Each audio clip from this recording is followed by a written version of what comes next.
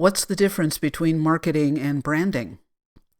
Of course, certain freelancers create brand assets and identities for their clients, but fewer freelancers actually consider the necessity of building their own brands or understand how effective branding integrates with business.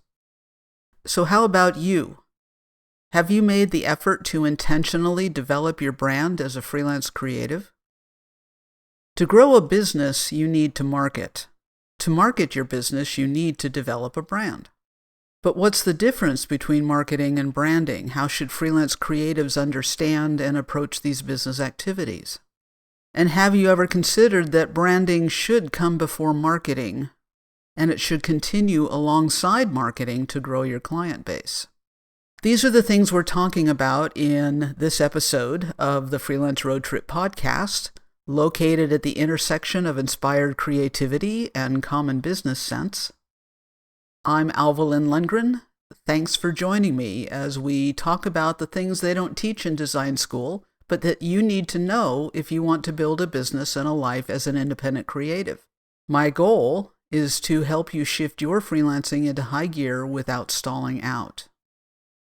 The show notes for this episode are found at freelanceroadtrip.com/show 122. That's 122. And to get on the mailing list to receive freelancing tips and industry insights parked in your inbox a couple times a month, go to freelanceroadtrip.com/newsletter. So what's the difference between branding and marketing? And why is it necessary to understand? In essence, branding is the process of establishing who your enterprise is, what you're all about, and what it stands for. There are a number of components that go into developing a brand, and brand needs to be intentional and carefully crafted and managed. You can't just wing it. When I say it has to be managed, that means you have to guard it, you have to create consistency, because it's that consistency that's going to build trust in the marketplace. And remember that people work with people that they know, like, and trust. Brand needs to be authentic. For a brand to be embraced, it needs integrity and consistency in its messaging and visual presentation. But branding is more than just the visual stuff. It's not just a logo. It's not just a website. Ultimately, it's reputation, and that's built on your values, vision, mission, personality, and other intangibles. Reputation exists in the hearts and minds of your audience, not with you. So branding is done to influence what others think of you, how they think of you. Some of the aspects you need to consider when developing your own brand include your values, the brand personality and approach, the mission and purpose of your business, what you offer, how what you offer benefits your clients, who your clients are, how you differ from your competitors, and the value that you bring. I like to couch that idea of value, the brand promise, into how do you transform your client's situation? How do you improve their circumstances through what you do for them? Branding is a long-term process. You can't build a reputation overnight. Everything you do in your business, including how you work with clients, along with your creative solutions, these all contribute to your brand. If you're building a business, if you're doing business, you should also brand it. You need to brand it. For a freelancer, a creativepreneur, a solopreneur, branding is both personal and professional, so they kind of intertwine. And the reason for that is you are the face of your business. As a sole proprietor or a single member LLC, you and your business are essentially one and the same. Therefore, your brand is both professional and personal. So brand is reputation. Brand is, in a way, a form of influence in the marketplace. Brand is a way of attracting your ideal clients to you. So in contrast, what is marketing? Well, marketing is basically the process of sharing your message. Every brand, every business needs to market. So marketing, along with branding, are essential skills to learn. While your branding needs to be consistent because it's talking about personality and character and purpose, your marketing efforts can change. You'll end up using a variety of no-cost and cost-based tactics to share your message with your ideal audience. You'll do that on a variety of platforms. You'll do that by word of mouth. You'll do that through your website, which you should have your own website and not rely on other platforms to showcase your work. So marketing will consist of social media efforts, paid advertising, promotional reels, video channels, guest posts, sponsorships, email campaigns, promoted posts, going to events, doing webinars, and other things. The word advertise has Latin origins and means to draw toward. So when you advertise, you are essentially drawing attention towards your brand. You're making your brand known in order to sell a product or attract a client. So you need to connect your brand to an audience by making it known and discovering that most receptive audience, because the world is not your audience. Advertising is a subset of marketing. With marketing, you need to research. Research is necessary. Once you decide on the best audience for your brand, identifying your audience is an aspect of branding, you then need to determine what are the best ways to share your message and attract that particular audience.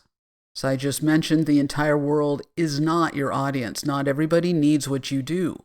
So the concept of niching or specializing is a good idea. You define your audience, who's your best potential client and who is not. You think about the kind of work you like to do, and you kind of marry those together, and the common ground is where you put your marketing efforts. And marketing is how you become visible. Marketing is how you become known to that ideal audience. So then what is selling? Well, selling, first of all, is not marketing. Selling is not branding. Selling is not advertising. Selling is the hoped-for outcome, the hoped-for result of branding and marketing. While selling involves persuasion, branding and marketing have to happen before you can make a sale. Selling is actually the exchange of what you offer for money. It's the transaction. And selling is also an essential business activity, just like branding and marketing. It's the result of branding and marketing.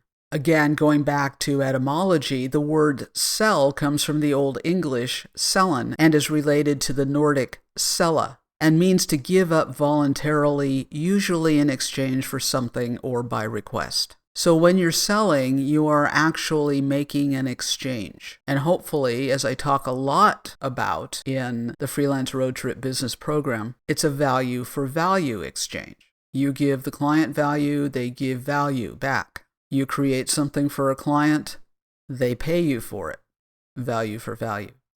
I strongly advocate for networking, which is more face-to-face, more word-of-mouth type of marketing. It's an effective marketing activity. You have to understand it's difficult to network or do any other marketing activities successfully unless you are also building a brand. Both branding and marketing are essential. I've mentioned this previously. They are companions. They go hand in hand. It is silly to market your services, your creative business, if you're not also building and managing a brand. And if you're building a brand but not marketing, what's the point of building a brand? The Freelance Road Trip program includes a unit on marketing and branding, but I also have a full-on digital course titled Crafting Your Creative Brand, which is a series of 13 on-demand video lessons that walk you through the branding process from inception to making yourself known. It provides background knowledge, worksheets, and assignments. And if you complete the assignments, you will have built the foundation for your branding efforts. The course is entirely online and on demand. It is not part of the Freelance Road Trip program. You can complete it at your convenience. It also gives you the skills to be able to work at a deeper level on branding projects with clients because you've taken yourself through the process. You know what you're doing.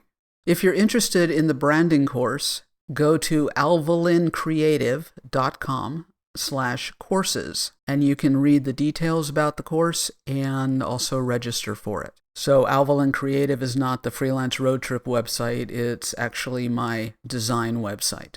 So it's important to understand that you can't market without branding. Branding is the foundation for all your marketing and promotional efforts. It needs to be developed before any marketing efforts because it is an expression of your reason for being in business, your uniqueness, and your value. People relate to brands the way they relate to people. People are loyal to certain brands and avoid other brands based on what the brands stand for. Branding is necessary to build a reputation in the marketplace that you intend to serve. Branding also provides a basis for consistent messaging and outreach. It becomes your compass. Everything you do in terms of marketing and email promotion and social posts, your foundation, your gauge, your compass is your brand. And that way you know by sticking with your brand, your purpose, your messaging, you know that your marketing efforts will be consistent. And people look for consistency because consistency builds integrity and trust. So if you want to grow your freelance business and attract your ideal clients and projects, you should implement a three-pronged approach. Think of a triangle. At one point is your creative work. That's the really fun stuff. That's why you're doing this in the first place, so you can make a living from your creative work, whether you're serving clients or creating products to sell or both. At a second point of the triangle is marketing, your messaging, your outreach.